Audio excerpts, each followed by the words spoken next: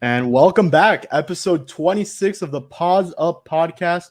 We are back better than ever after, I believe, a 2-week hiatus is what we went with, Jake.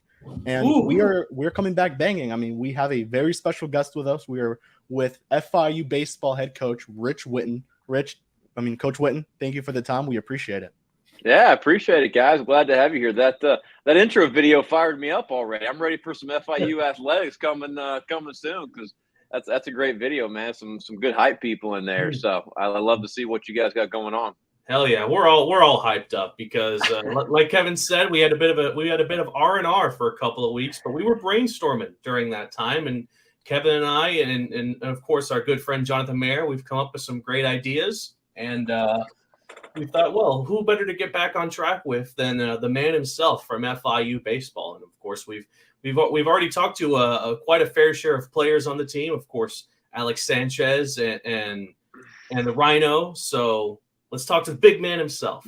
Yeah, I'm fired up, guys. I appreciate the opportunity. Jonny, what's up? Nothing much. Just in Orlando, finishing off strong. But, yeah, good summer thus far. Yeah, so I think we just got to get going right away, Coach, and just talk a little bit about yourself before we even just get into FIU. So when you were growing up in Kentucky, when was that moment that, you're like, this is what I want to do. I want to play baseball, and, obviously, the coaching part comes later on in your career, I would assume. Yeah, sure. I think, growing up in a small town in Kentucky, I don't think we were too specialized in sports back then, where it was as crazy as it is now with, specializing in travel ball and different types of training that you see a lot of times right now. So I played every sport that I could possibly, play growing up. If it was, a tennis racket or a golf club or, a basketball, football, soccer ball. Obviously baseball ended up working out, well for myself as what my whole life has been involved with. But, I grew up like I said, in Kentucky and played basketball, football, and baseball in high school. I ended up playing just football and baseball my last 3 years in high school. And, but, I came from a family of people that played sports, enjoyed sports, were athletic and loved being outside. My sister was actually, a tennis player at the University of Kentucky. And so, it was a lot of traveling for our family, growing up to different tournaments and, but that, I think the decision to coach certainly kind of came later in my career, but, I loved all sports. I loved competition. I loved the brotherhood behind it. I loved the life lessons that you learn, through playing even different sports other than baseball. I think when I played quarterback on the high school football team, and I think you learn leadership skills. I think you learn communication skills. I think you're around different types of people. You're around different styles of coaches. And so, you get opportunities for a lot of different people to help mold and form the way you want to be as a player. And then ultimately, what I've now become as a coach as well. So, I love being, well-rounded, being versed in different sports and different types of, leadership styles and roles. So that's a little bit about the background and growing up in Kentucky. Yeah, I saw that. Danville All-State quarterback. So did you throw left-handed or right-handed? First thing I need to know, Rich. Righty, yeah, righty all the way. Righty. Yeah, right all the way. When you have a title of All-State quarterback, what made you choose baseball? Was it a coin toss or what ultimately made you decide baseball is what I'm going to pursue? Yeah, I think baseball was something that I had really just done my entire life. It was truly second nature. I actually picked up football a little bit later in life. I think it was like seventh grade. I started playing football and, really fell in love with the sport. So truthfully, I think I was probably just better at baseball and had more opportunities at it. So that may have been where my initial decisions came from. But I love football. I love high school football. There's something special about it. And obviously, I love college and pro football as well and love what, Coach Mack and the boys at FIU are doing. But, when you're playing high school football in a small town and it's Friday night lights and you're there with your buddies and, the whole town shows up, it's a fun event, special memory that you have. I played for two state championships in high school football. So, some really, really fun memories of playing those days and, the teammates and the brotherhood that comes along with it, I think is probably a little bit different than most of the other sports out there. So I love football, but I was just a little bit better at baseball. And so I think that kind of dictated some of my, paths and career choices as well. But, baseball was something that I can, my first memories include baseball. My first memories in life include, running and catching balls in the backyard, or throwing it as far as you can into a cornfield, or hitting the ball off of a tee and chasing it and running it down. So I think baseball really is a sport that's become second nature to me from some of my earliest memories. Right. So going a bit into some college baseball, of course, for playing for the Coastal Carolina Chanticleers, and throughout your I believe 5 years spent there, over 200 games played, 193 hits, and 17 home runs. Some pretty good stats. And I just got to know, off the top of your head, what do you think was your marquee game with your time in Coastal Carolina?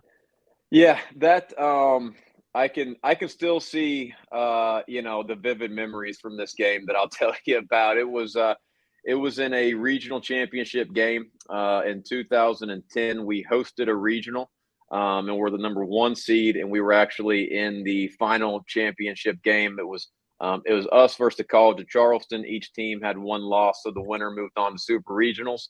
I remember the at bat in the moment that'll certainly stick out most in my head.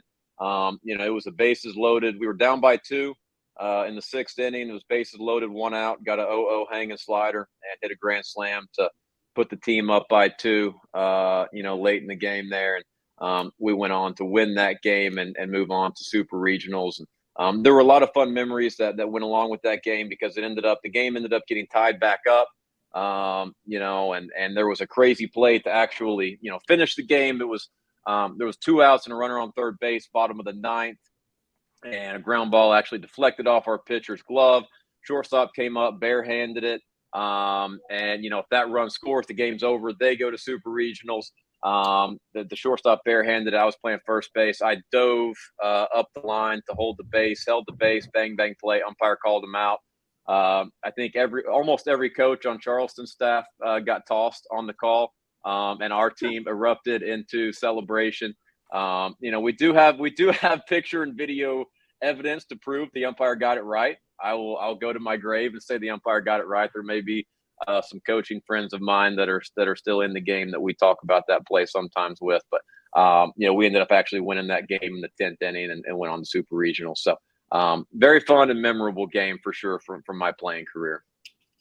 Yep. And one thing that I saw, Coach, is obviously 200 games, but you started your freshman year as a pitcher. You threw 5 innings against Virginia Tech, ironically. And what was that like? I know you're a 2A guy, and then what was transition like to become then a only hitter after pitching in your first freshman season? Yeah, I loved pitching. I loved the competition and the control of the game that you have when the ball's in your hand on the mound. I enjoyed the style and the mentality that I had as a pitcher, because I was a little bit of a position player pitching. So there were certainly plenty of intensity on the mound, I think, when I was out there. Lots of energy and very animated and emotional as a pitcher. Kind of having a position player background, but I loved pitching, and I did. I true freshman year, I started that game on opening weekend on the mound. And just truthfully, it was a situation where injury setback after injury setback became too much to overcome, and really got faced with the decision. In my career, I'll try and keep the story as brief as possible, but it has shaped, who I was as a player. It shaped who I am as a person. It's shaped the kind of mentality I think you can understand a different perspective when you go through something like this. After my freshman year, I was having a lot of lingering arm problems. Ended up finding out that I had a torn labrum in my shoulder. Got that repaired. Which anyone who's been through that in your shoulder knows that's it's a grueling rehab and a longer rehab process. I was about 13 months out of that surgery, and found out that through the back end of that throwing program and rehab that I'd actually torn my UCL in my elbow, and so I was faced with a real career altering decision, where I was either going to have another surgery, be out another 10 to 18 months and fix the UCL.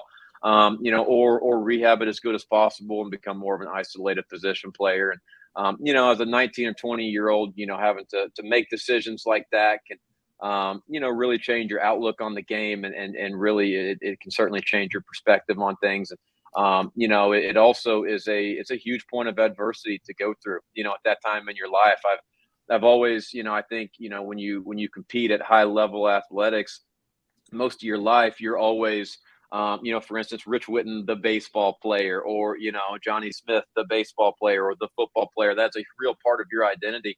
And when you go through adversity like that, you do tend to lose sight of, a little bit who I am, and, what am I about? What do I have other than baseball? What else do I have, other than this game that I love so much? And, how else do I identify myself with, as a son, or, a brother, now a husband, things like that. I think it does give you some perspective early on in your life, about different types of adversity that can come your way. And I was faced with that. And I love the game too much. I'm a ball player. I loved pitching, but I couldn't sit out another year. If I had any other option to get back out onto the playing field, I wanted to take advantage of that. So rehab my arm the best I could, and kind of played through that for the next, 3 years with, a repaired shoulder, but, a bum elbow at times. And, so that's the story behind that. But I loved pitching. Got some tough breaks on the injury side of it, but, everything happens for a reason. And looking back, I feel probably, more equipped to be, a head coach than I can have ever imagined, because I have such experience on both sides of the baseball. Obviously I've spent more time on the coaching and development side with hitters, with infielders, with catchers. But I do understand a lot of times what goes into the pitching side, and maybe mentalities that can come behind it. So I do think there's a unique perspective that can come out of that as well, because most head coaches come up as kind of either or, and maybe, they lack for some feel in the opposite area that maybe they're more familiar with and have experience in. So I think that's given me a nice perspective as I've become a head coach over the last year. Yeah. Can you talk about coaching? When did you, in your baseball playing career, thought that, coaching is a possibility down the long term for you? Yeah, when I got a call from Kevin Schnall asking if I wanted to do it, that, I hadn't ever really thought about it. I think, I had just turned 23. I had just graduated, was playing pro ball, and actually was calling a former coach of mine and a friend of mine now, to congratulate him on a new position.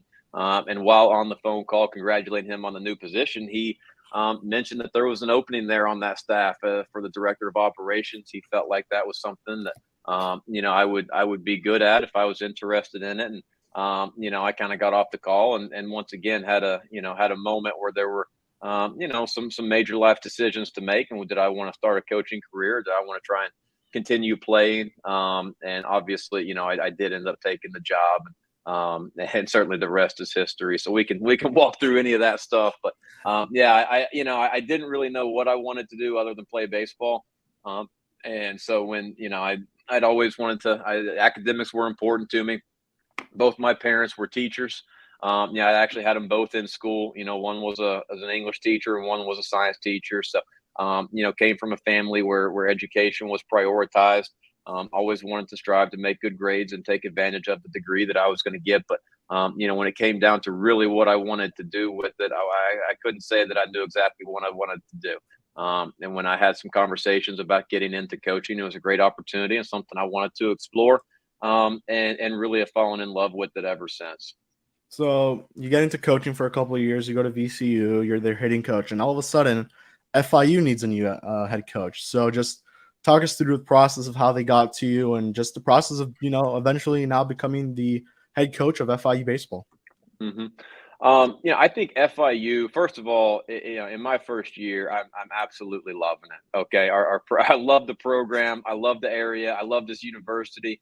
The people I work with, the administration on campus. I just, my wife and I and our new family are just absolutely in love with South Florida, in love with Miami. And I'm having a blast. I really am. It's been fantastic and just very memorable first season, and just can't wait to get into it more. So really enjoying it. But really, when it came down to, becoming the next, head coach, interviewing for the head position, I think, I think anyone that's familiar with Miami, familiar with South Florida, familiar with FIU understands that it does have its own unique pros and cons at FIU. And unless you've lived in South Florida or lived in Miami, recruited South Florida, recruited the state in general. Been around Miami baseball, been around local fans, been around local alumni. Unless you have been in this area for some amount of time and have familiarity and have relationships, there are specifics to this job that are both pros and cons. And I felt like my experience, certainly uniquely qualified me, to understand a lot of, kind of what goes on behind the scenes with what needs to be, with what needs to happen here at FIU for this program to be successful, and what needs to get better, what areas can we improve in.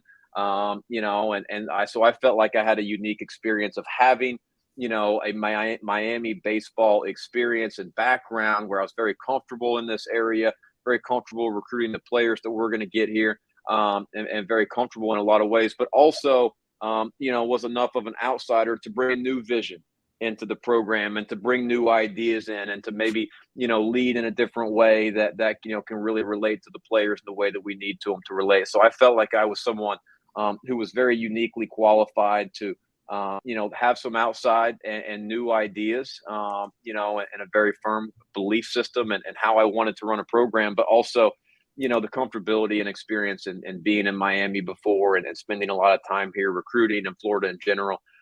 So it was a really attractive opportunity for me because, I've always loved South Florida. I love Miami. When I lived here in the past, I always hoped for a chance to come back to this area and to stay in the game while doing it. So, it's been an unbelievable experience and very, very, very grateful and very blessed for it every day.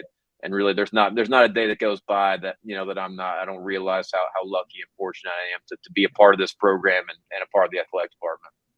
So we go through your first season at FIU. You end up with a 21-34 overall record, even 22 in the conference. Now that you've had a couple months to kind of reassess, just your overall thoughts on your first season with FIU. Sure. Well, that'll never be our goal. That record will never be our goal. Our vision and our future has our sights set very, certainly higher, than that record. But I am very proud of what we did in our first year, because it's you have to speak in terms of relevance and where we started and where we got to. And when I look at where the program started from the day one as head coach and who we had coming back and who we had coming into it, to where we got to in August, and then where we got to in November. Really, I think it was a very process oriented fall. It was a very culture driven fall. It was a very standard driven fall. And so really installing, the things that were going to be most important to us, what we were going to prioritize, how we were going to go about our work, what kind of teammates we were going to be, what kind of students we were going to be, really implementing all of those philosophical ideas that are going to be important to your program and that you want to make sure your players understand and know in your program. That's really something I was proud of that we were able to, implement pretty much from August to November. It started in the weight room, with having great culture, great energy in the weight room. It translates onto the field, having great, player development systems that we meet a high standard with every single day, learning how to work, learning, that extra time is necessary, for us to get where we want to go, whether it's hitting, whether it's pitching, whether it's on the physicality side of things. So, really implementing the standard that what we needed to do and how we needed to do it every single day was something that was really important into the fall. And I was very proud of the fall that we had and where we got to. Moving into the springtime, I think we had, we did some first early in the season. We had a couple of ranked wins, that were huge ranked wins. We had the longest winning streak the program's had. And I think, Jonathan may be able to quote me on it, but I think the longest winning streak in 5 or 6 years. We had that early in the season. Years. Okay, there we go. See, I knew you'd have it. Yeah. You're my stat guy, Jonathan. Yeah. So we had a great start to the season, and I think it was very rewarding for the players to they bought in, better than I could ever have hoped for in the fall, and for them to see some success come their way early in the season. I was just really, really happy for them, because we were a new staff and they were a new team. We were new to each other. I was new to them and they were new to me. And so, we really did a great job throughout the fall, making some huge improvements. And so it was really, really rewarding to see them, commit to a new staff, a new group of people, a new way of doing things, and then see them get rewarded for it early in the season were some really, really fun memories of mine. And obviously, we're going to keep taking steps in the right direction from an overall record standpoint. But, we did things in the program that, that haven't been done in the last couple of years. I'm very proud of. I know just from 22 to 23, our RPI, nationwide RPI jumped, I think, almost 90 points nationally.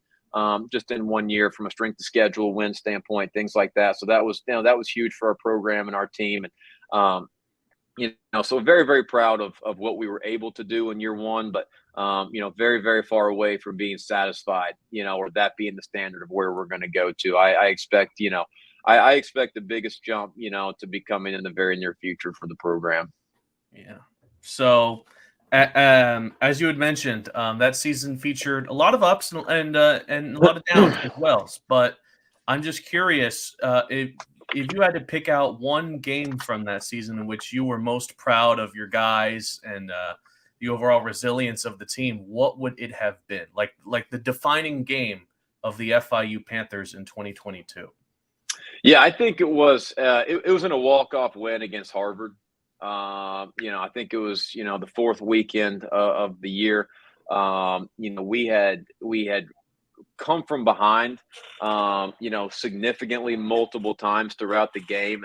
That's something that we had talked about as a group a lot throughout the year, was being able to fight through adversity, recognize when negative things are happening, find the ability to eliminate the negative momentum, get back onto the positive side of things, face struggle, face hard times, and bust down through the door of those types of situations. And so, to see them, fall behind, go down, take a lead, go down again, take a lead, go down again. And Right. So it was this type of back and forth game where they had opportunity after opportunity to quit or to give up and just say, we did all we could. That's it.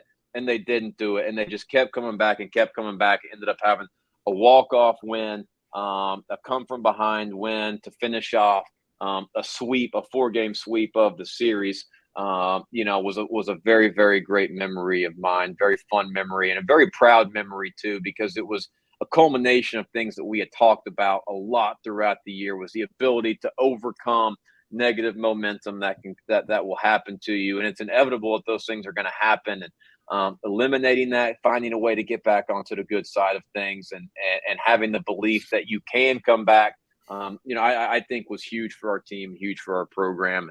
And that team was a very good team. There were a lot of teams that we played early in the season.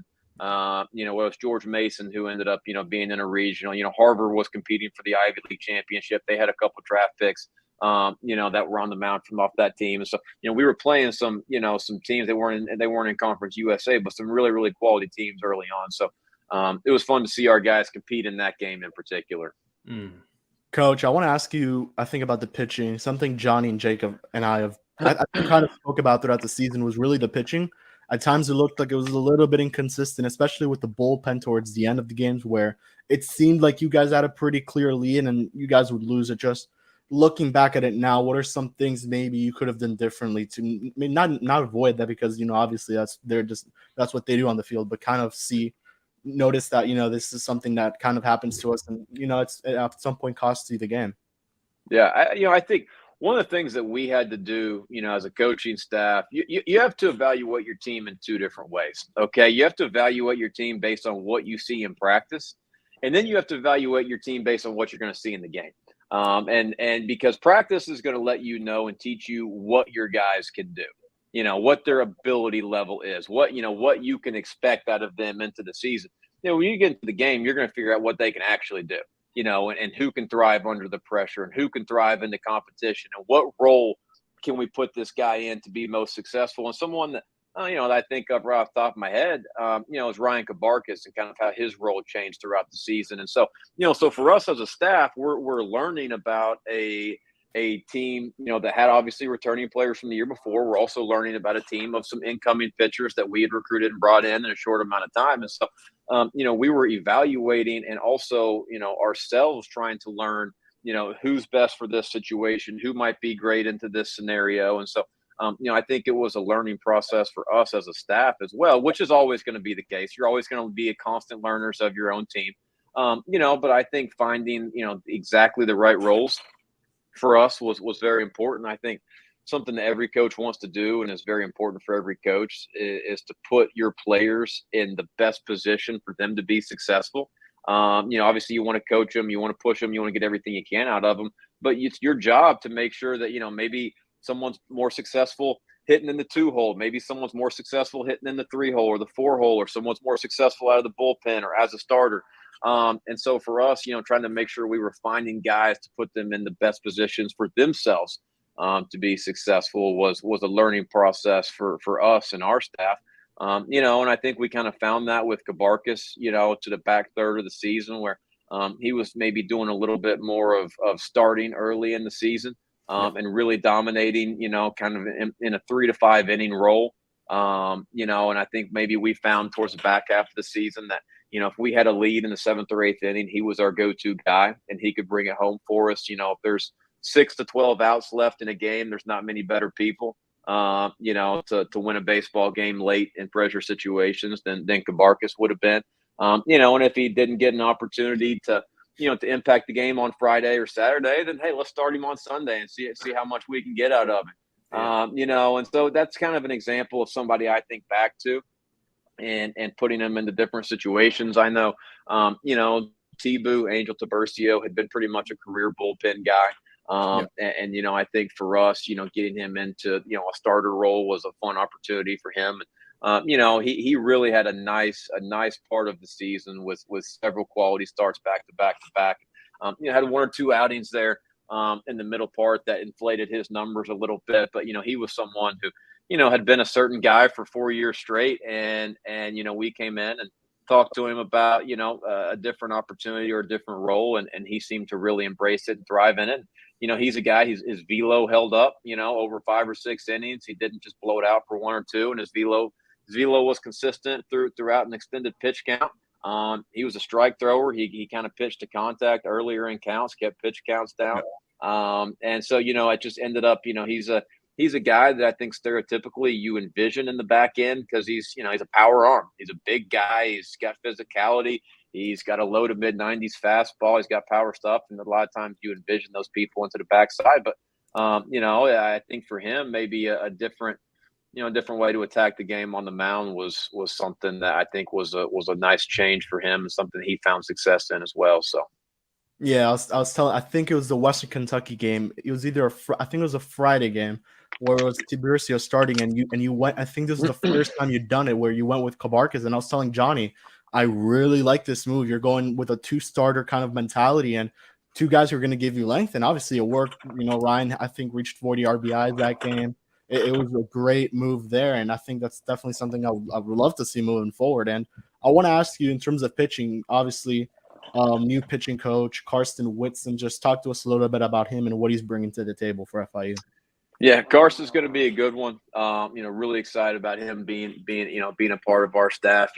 Right away, he's made a huge impact. In recruiting. We've hired him very recently, and I'm in the office by myself right now because our terrific assistants are in Atlanta, Georgia, recruiting right now. Coach Duralaman and Coach Witten are there recruiting right now, finding some future Panthers on the road, grinding it out. So, Carson's already made a huge impact in recruiting. He's very familiar with the state of Florida. He came to work right away. The day he became official, we had depth charts, we had call lists, we had people we needed to get on. We talked about, our new needs and people he felt like could fit those needs. And so he has totally jumped in without missing a beat right into the middle of the summer here. So he's making a huge impact on the recruiting side, assisting J-Row, on that side of things who does a fantastic job with it. But, he's going to be somebody you want to pitch for, and he's a fun guy in the recruiting process. He's a fun guy to pitch for. I think he likes to keep it creative. He likes to keep it fresh. He likes to change things up on the pitching side and make sure guys are staying excited about what they're doing, getting new ideas, different information, communicating it in different ways. He's, I think for me, it's very important to find someone in today's game who is a blend of the old school and the new school. because let's face it, there's nothing that's ever gonna, top old school mentality. It's just, it's as good as it gets. You got to have it, man. So you got to be able to have some competitiveness and some old school soul in your heart to play this great game. But there's a lot of data, there's a lot of technology, there's a lot of information out there right now that if you don't stay on top of, you're going to be missing the boat. You're going to be falling behind. And so he's one of those guys who's the perfect age range to be very knowledgeable, be able to coach, be able to understand what's important, what's not important, what we need to implement, what we don't need to worry about. On the cutting edge side of the game. And that's data, that's analytics. We can dive into it as much or as little as you want to, but there's a lot of, very, very new age data that you can talk about now, that you can coach to, that you can recruit with, that you can develop with, and he's one of those guys that's got the blend of old school and new school. So I know our guys are going to really enjoy working with him. And he's an experienced guy. He's been at the college side at the highest level, on the pro side. And so we're really excited for him to be a part of it, and can't wait to see him get with our guys this fall. Let's talk about the ones that they're throwing to the catchers, and that's the depth. I've been intrigued a lot. A guy like Brendan Aroni, Ronnie Medina, Nick Patelli, and obviously incoming freshman Jacob Kenzie, who I've seen play here in Sanford, and the bat is really good for him. Talk about the depth for the catching side. It looks like a lot of really solid guys you have coming this year. Yeah, sure. The catcher depth is always something you're going to be fortunate to have, because you're always a foul tip away from the next guy up. You're always, one wrong catch away from, the next guy being in there. So you always want to have depth, and listen, you play double headers, you play 5-game weeks, you have double midweeks, you're on the road, you travel. And so for us to keep our guys in great shape, you want to have, 2 or 3 guys that are rotating very frequently back there. We had those rotations last year, and where Ronnie and Rooney were splitting a lot of the time. And it kind of shifted, the dynamic up and shifted throughout the year based on how guys were playing, who was healthy, things like that. Patelli's been a guy that's he's a great team guy and does a really nice job defensively behind the plate, and someone that we'll have back next year. So and Jacob's a young one, and he's going to be talented. He's got the tools.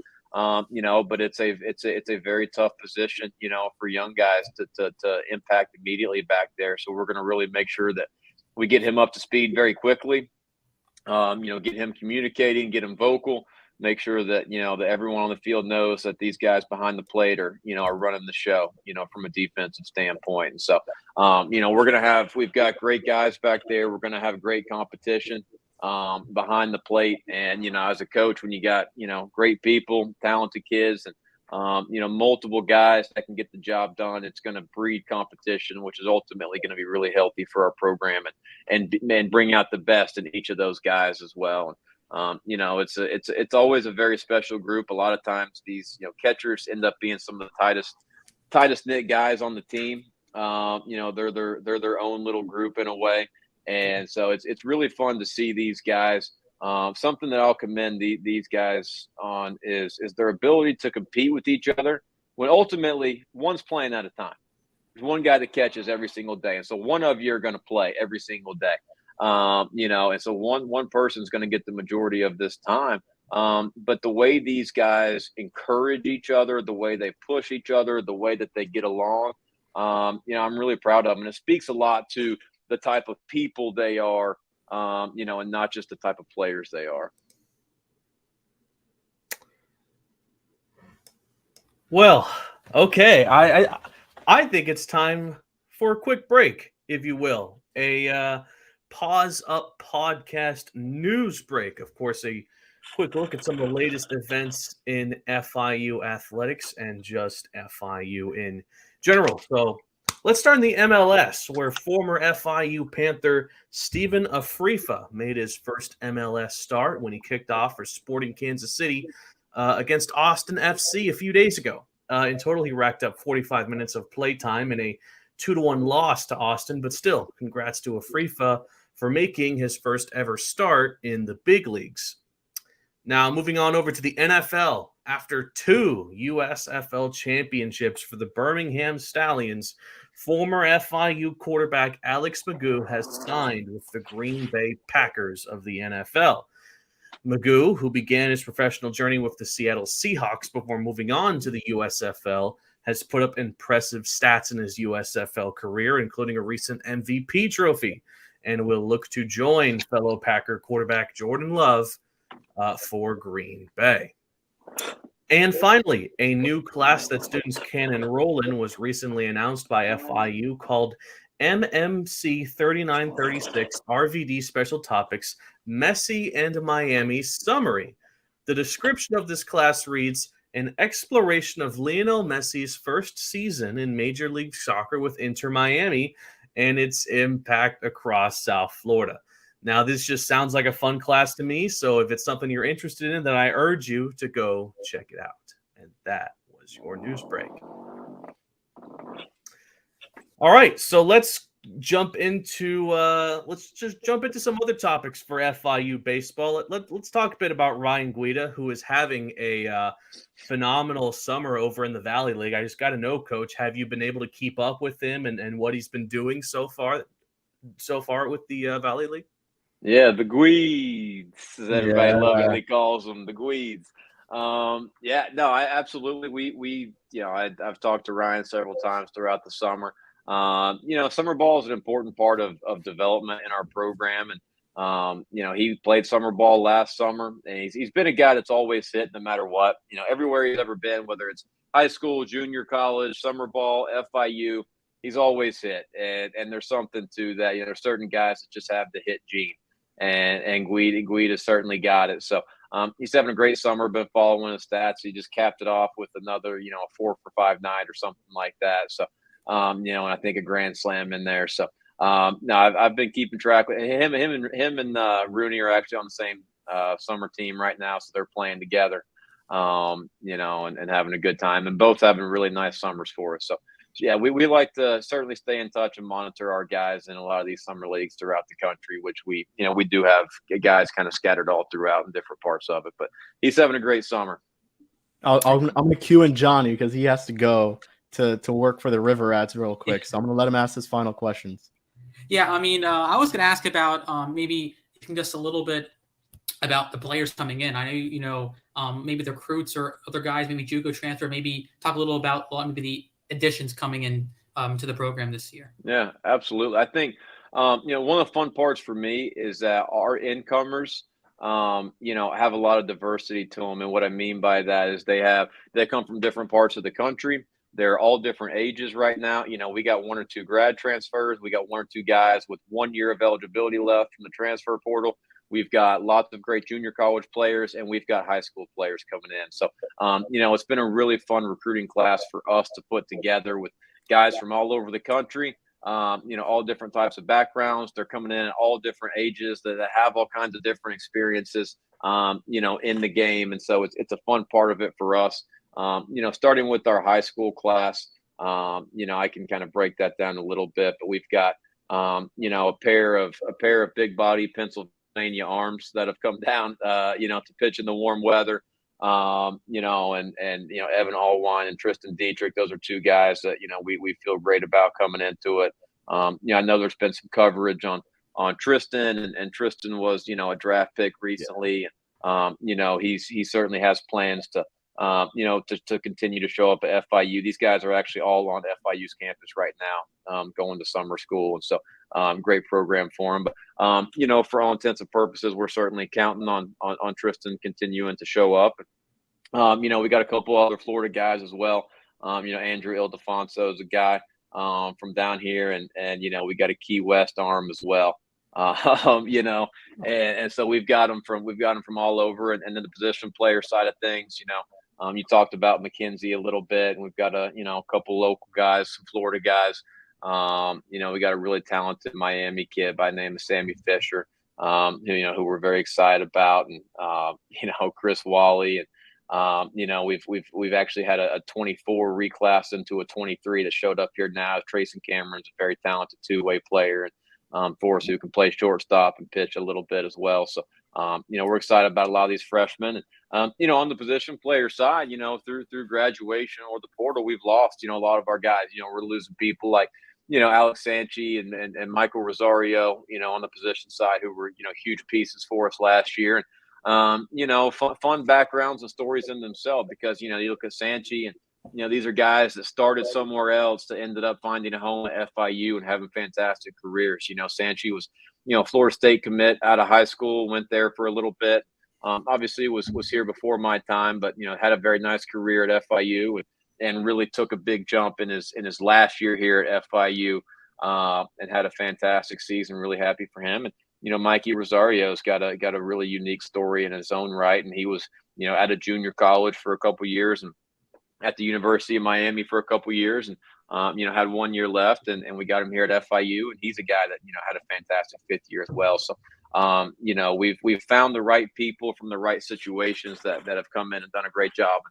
So replacing some guys like that are going to take, some very special players that we have coming in. And, on the transfer side, we certainly have that. We've got, a couple of really talented, JUCO position player transfer guys, some Florida guys, and some people from out of state as well. It's the same to go with the arms. We've gone a little bit all over the country to get some arms. We got a pair of Iowa kids coming down, guy from Maryland, guy from Florida. And so there's a lot of different people that'll be, coming down to play for us, and, putting together a really, really fun and what I feel like is a super talented roster right now. And last thing I'll mention, Jaquan Smith, who I've seen so far, and he has the speed. He's been really fun to watch. But it's definitely an exciting class. That obviously you talk about a lot of the freshmen, and definitely, last year only one true freshman. This year, with the full recruiting class, you really have the opportunity to really, develop these young kids, into the future of this program. No question. I think, our program will always, be somewhere for transfers to land. I think we can be a destination school. I think we're a program that, that the sound of spending the last, 1, 2, or 3 years of their college career, getting a great college baseball experience, playing in an unbelievable conference, being outside 12 months out of the year, and getting a university experience like FIU in Miami, Florida is going to be something that's always attractive, on the transfer side. So that's something that'll always be a part of our recruiting classes. But, really when you move ahead to the future, you really when you think about the future of the program, the culture of the program, and what you want your backbone to be, it will be high school players. It will be guys that from the time they're 15 or 16, have relationships with the family, have seen them graduate, have seen them play summer ball, have seen them, come in as a freshman that looks like deer in headlights, and slowly watch them figure it out over the course of the next couple of years until graduation. And, those are the guys that are fun to see go through the system and go through the process, so, certainly the high school players will be huge parts of our program now and forever. Over the last year, we were able to put together, a high school class that we're really excited about, that, can do a little bit of everything, and from all over, from Miami to Key West to, to Pennsylvania and everywhere in between. It's been a fun group to put together. All righty. So I do want to ask you about Tristan, because obviously, as you mentioned, he was drafted by the Marlins. And it looked like, I think there was an article that came out pretty recently right after that, it looked like he was going to stay. Did you talk to him at all right after he got drafted, and what were those conversations like? And I assume his decision that he came to was to eventually, not sign with Miami and stay with you guys. Yeah, our sport is so unique in the way that the draft can happen, the rules behind it, coming out of high school, things like that. And when we were in the recruiting process with Tristan, we knew that he was someone who would be a pro prospect, who would most likely have some of these opportunities and decisions to make down the road. And, really, I think you have to obviously start to make sure that you have, great relationships with the young man and his family. You want the family and the young man to understand, he's going to be taken care of, when he comes to FIU. He's going to be in good hands. He's going to be treated well. He's going to be coached, and he's going to be coached hard. He's going to get developed. He's going to get a great degree, out of this, which is not, that's not unique to any recruiting situation that we go to. But, when you have these conversations with the family, you can start to understand where their priorities are. Is their priority the draft? Is their priority, a signing bonus? Or is their priority, showing up to campus, having a great degree, developing to the best player you can possibly be. And then, over time, when you become that 21 or 22-year-old prospect, maybe the draft is better timed out for you at that point in time.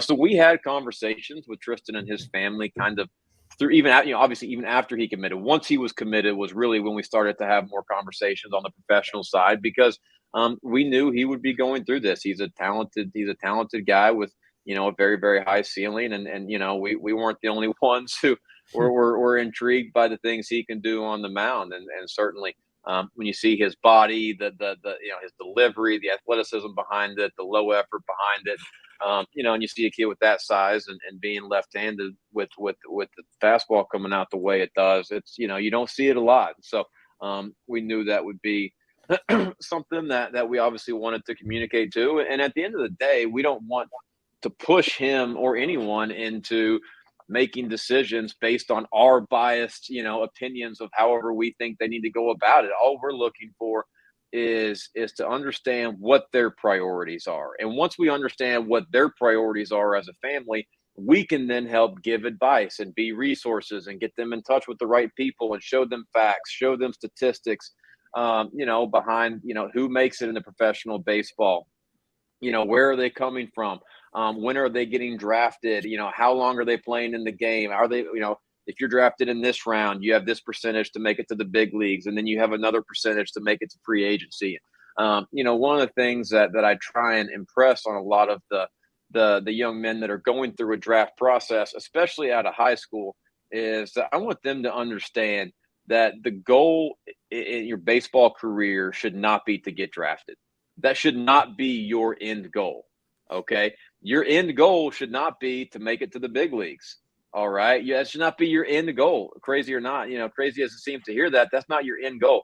I tell guys what their end goal needs to be is to get drafted, make it to the big leagues, and come up and sign and agree to a free agent contract that will change their lives and their families' lives for the rest of their career and for the rest of their life. I said that should be your goal. And whatever decision you can make that helps better get you to that position, not just to get drafted, not just to make it to the big leagues, but to become a big leaguer, to sign a deal that changes your life and your family's life, and to become financially secure and a part of the Major League Baseball industry for many, many years to come. That should be your ultimate goal. And so we want to make sure we're providing them with as much information as possible. What's the best way for you to get to that place? Is it to sign out of high school for a certain amount of money, or is it to go to college and, have a degree on the back end of things? And, make sure that you've developed as much as you possibly can mentally, physically. You're mature enough to go into professional baseball, because it is a very different game, and one that, I love pro ball. I love everything about it. I want guys to chase their dreams, but it is a very different game. There's a very different process behind it.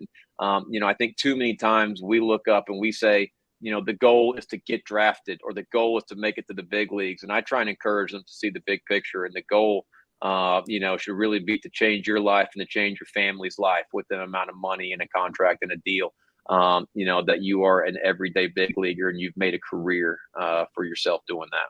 Two more things in my end before we wrap up. I want to ask you again about Tristan, just a guy who's coming to you. He's now going to be a freshman. Just talk to us a little bit about Tristan, the player. Obviously, he was drafted, so he's pretty damn good just coming out of high school. And just where do you see his role with the pitching rotation or even the staff? Yeah, I think the way that he projects right now, he projects as someone that can be a starting pitcher. He's someone who he's a 6'4" guy. Broad shoulders, long arms, long legs, very athletic mover for a left-handed guy of that size. Very effortless delivery. The fastball really jumps out of the hand. So he has the ability, to hold velocity, to maintain velocity. And can show you three above average pitches at any time between his fastball, sweep and slider that he has, and a nice changeup. So, when you project that on paper, that's got starting pitcher written all over it. But at the end of the day, that's projection right now. And so you have to, obviously make sure that we are producing, at the same time. And that'll be our job as coaches to make sure he's getting put into good situations and getting coached. that he's competing for opportunities like I know he will. He's a very competitive guy. Everything that he's going to have coming to him, he's going to want to earn it. I know that about him. And so, it's impossible not to think of him as a frontline starting guy. But what we'll always do is make sure that, a lot of times, players decide for themselves the roles that they're going to be in. If he shows us that he can be that type of guy, then we're going to give him the opportunity to be that type of guy. And we certainly hope that'll be the case for him. And then my final question is, I want to ask you about Kevin Martin and Ruben Carpio. Those guys were honored, but they weren't seniors. Just if you have any information on them, and if there may be a possibility that they do return to the team. Yeah, sorry. Could those two guys again? Who are they? I'm sorry. Carpio and Kevin Martin. Yeah, Kmart's coming back. He's already signed up and been accepted into a grad program here. And actually, the same with Ryan Kabarkas. I know, there's still, free agent signings possibilities, things like that. But, Kmart and Kabarkas are currently, signed up to start their grad degree. We're super excited to have him back. I think Ruben, he graduated, got his degree. I think he's in a place where he's going to move on to the professional side of life and go down that route, which of course we support, these guys in doing that. But right now, Kmart is someone that we're certainly, looking forward to coming back. Yeah, it was a big part of your team, especially just entering relief roles whenever you have to start. So he had a great back third of the season, man. Yeah. Like he did a great job starting for us, really had some huge outings. And what's been fun to see that a lot of people probably don't know about is he carried that right into summer ball. I mean, if you go look at his summer numbers right now in the Appy League, I mean, he was fantastic. He's been lights out, through another 23 or 25 innings this summer and had a lot of really quality outings for, that summer team that he was a part of in the Appalachian League in Southern Virginia. So it was really great to see him, carry that momentum into the summertime and build off that success he had in the back part of spring because he had a great finish to the season and looking for another big year out of him. Yeah. Anything on your end, Jake, before we wrap up? Yeah, I just want to say, Coach, again, thanks so much for spending some time with us, talking a bit of baseball. And this last question, I'm actually going to leave this to you. I will give you the floor. If you have anything you'd like to say to the fans, the alumni, the players, anything about what to expect for 2020, for the next season and beyond, now would be the time. Yeah, well, I appreciate it, guys. It's been a lot of fun. I love opportunities like this to, have relaxed, long-ended conversations, about our program, about our players and dive into it because, I'm so blessed as a coach. I love this game. I'm a teacher at heart, so I get to teach this game. I get to be around our guys and I get to lead this program every single day. And just nothing, is better than getting up every day and having the opportunity to do that. But, when it comes to fans, when it comes to supporters, alumni, boosters, donors everywhere, all throughout the country in South Florida and anywhere in the world that we could be, is that what I'll tell you is that we need you. We need your support. We need you to show up at the stadium. We need any financial assistance that we can get. College baseball is more popular than ever. It's on TV more than ever. There's more fans at games than ever. There's more financial commitment to the sport than ever before. And for us to keep up, that's a huge part of the support and the fans and the people in the community here, and all the FIU alumni, people that love this university, people that love this program. Is your support continues to make our program better, and we're going to give it everything we have every single day as coaches. Our players will do exactly the same, and to continue to push our program forward. You guys are as big a part of anything that we do on the field, because your support is huge to us, and it's a very fun time to be a part of our college baseball game. I know the College World Series just had the highest viewership that I think it's ever had. And, every single regional is broadcasted. Conference tournaments are broadcasted. So it's a very exciting time to be a part of our game. And, your support, along with what we're doing on the field and what our players are doing, it all goes together with pushing the program forward. So we support, everything that we can, get help from you guys is huge, crucial, and very appreciated. Once again, Coach, thank you for joining us here. And I think this is where we're going to wrap it up. So from Jake, from Coach, and myself, we'll see you guys all next week. So pause up.